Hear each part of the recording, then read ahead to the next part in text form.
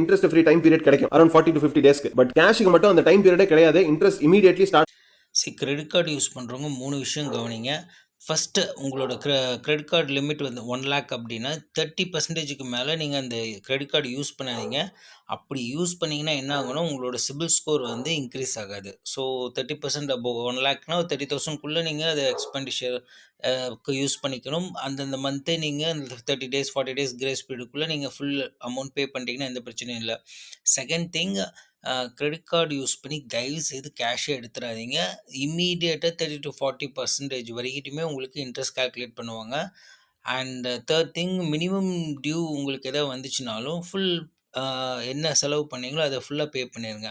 இது 3 விஷயம் தான். ஸோ தயவுசெய்து கிரெடிட் கார்டை அவாய்ட் பண்ணுங்கள். அது வந்து ஒரு பாக்கெட்லேயே நம்ம வச்சுருக்கிற ஒரு கந்து வட்டிக்காரனுக்கு ஈக்குவல். ஸோ மிகப்பெரிய ட்ராப்பில் மாட்டிக்குவீங்க. No, don't choose